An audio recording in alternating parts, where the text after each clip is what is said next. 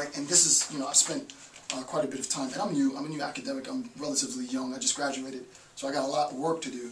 But I'm working on this concept of genocidal intentionality and intent to destroy on a massive scale, not just like one or two people, but thousands or hundreds of thousands or millions of people, attempting to see what the theoretical constructs and limitations of this conception are. It's very, very difficult, but hopefully that makes sense. Okay, next point is an identification of target selection. How are targets selected within and by terrorist individuals, by terrorists themselves, or by terrorist organizations? It's important to understand how this process unfolds, right? So, these are two effects in targeting selection, right? So this is two effects of target selection. Two effects of target selection. The first is what's known as a displacement effect.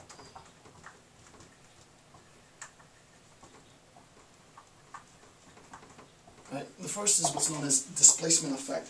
And it was Todd Sandler and others in 1988, came up with this notion of displacement effect, right? And I have the footnotes there if you want to get the article that speaks to this. In an article entitled "The Calculus of Dissent: An Analysis of Terrorist Choices and Targets," right? So in the 1988 article, "The Calculus of Dissent," Sandler and others talk about this idea, this conception of displacement effect, right? And the question is, well, what is?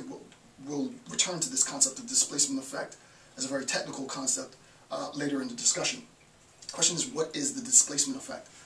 In its most basic sense, right? The displacement effect is anti-terrorist countermeasures by one state will increase the vulnerability of another state, right? Displacement effect. What does it mean? Anti-terrorist countermeasures, right? Measures to decrease terrorist activity in one state will increase terrorist activities in the other. So what does that mean? Think of it like this. I have state A and I have state B, right? And I have the terrorist organization here, right? Terrorist organization attempts to attack state A, or successfully attacks state A. Because of this attack, because of the attack on state A, so the first thing that happened is terrorist organization attacks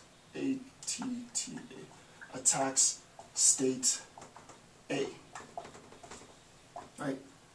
The next thing that happened, because state A was attacked, because of attack, state A increases defense, right? They increase measures to protect themselves, right? So terrorist organization attacks state A, step one, right? State A increases its defense, step two. Because of an increase in defense in state A, the terrorist organization is having an exceedingly difficult time attacking or re-attacking the state. So what ends up happening is the intent to destroy, or the intent to attack, is displaced, right? So this is displacement. Right? This is the act of displacement, right? I, as a terrorist organization, attack state A. Because I attack state A increases its defense. This increase in defense makes it more difficult for me to attack state A. So what I do is I displace my attack to a new state, state B, right? So now state B becomes new target, right? State B becomes the new target, right? So anti-terrorist countermeasures in one state increases the vulnerability of another state, and this is known as the displacement effect.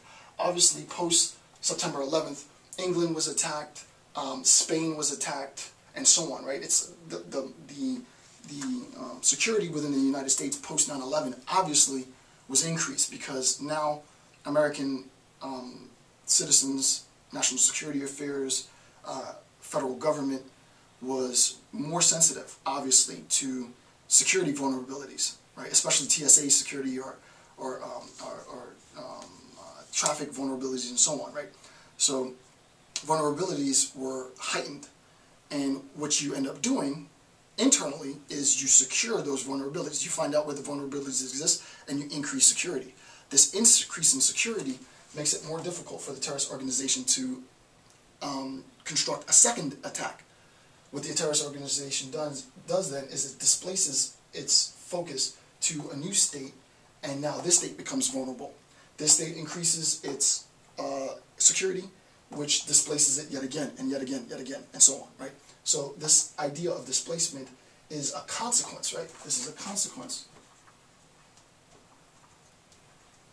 of countermeasures, right? So that the displacement effect, according to Sadler and others, is a consequence of countermeasures of the state, right? Which, I mean, even to this day, and that was written in 1988.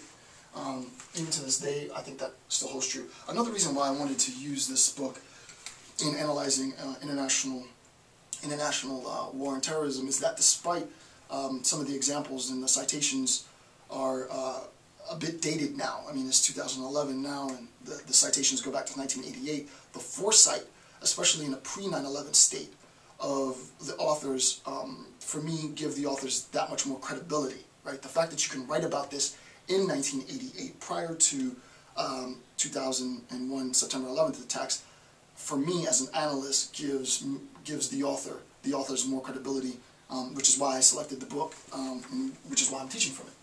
Okay, so that's the displacement effect. The next effect is known as the substitution effect.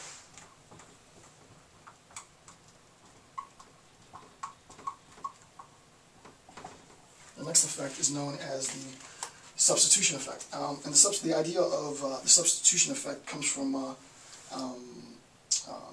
Walter Edwards, Todd Sadler again, and Joe Cawley, right? And this was a 1990 article entitled UN Conventions, Technology and Retaliation in the Fight Against Terrorism and Econometric Evaluation, right? And this is in Terrorism and Political Violence, right?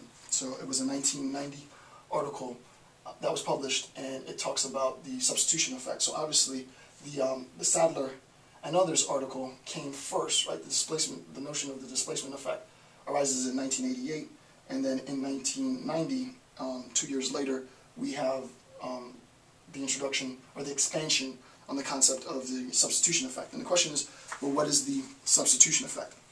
This is a quote from Crenshaw. When technologies and/or other policies are applied to prevent terrorist events, terrorists transfer their effort to new but related efforts, right? So what does that mean? So I'll give you an example.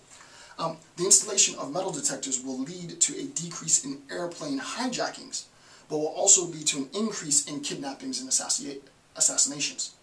Okay. How does that differ from the displacement effect? The main distinction between the substitution effect and the displacement effect is that in the substitution effect, not always, but in the substitution effect, what will happen is that one and the same state, the territorial confines of the state, are still being targeted.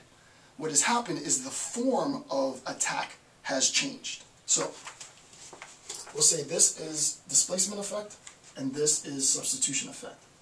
In displacement effect, as we've seen, we have state A and state B, right? We have targeted state A, right? And then we have displaced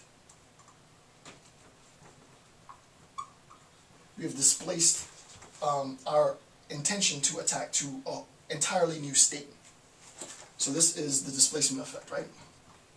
In the substitution effect, for the most part, what ends up happening is, I'll make a bigger picture, we have state A, right? And we'll have a terrorist organization. That terrorist organization will attack, let's say, airplanes,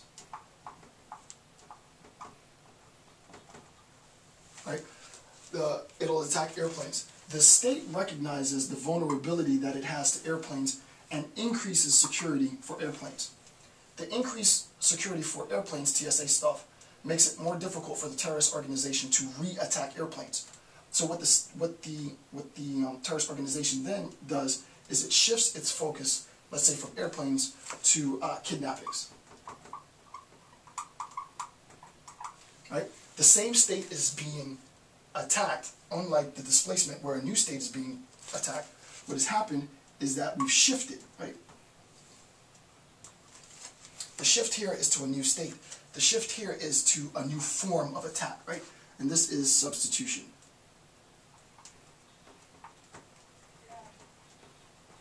Right? So the distinction between displacement and substitution is as follows. There is obviously similarities between displacement and substitution effects as far as target selection, terrorist target selection. In displacement, the shift is between states, right? We have a new attack because this state has increased its defense, right? So we've displaced, we've shifted our focus to a new state. In substitution effect, as far as target selection, what ends up happening is the form of attack is no longer a viable form of attack. Attacking airplanes is no longer viable because of an increase in defense. And what happens is the terrorist organization shifts to kidnapping. That shift is a substitution. So we have a distinction between a displacement and a substitution. And I think the visual should help in conceptualizing and understanding the different forms of target selection for terrorist organizations.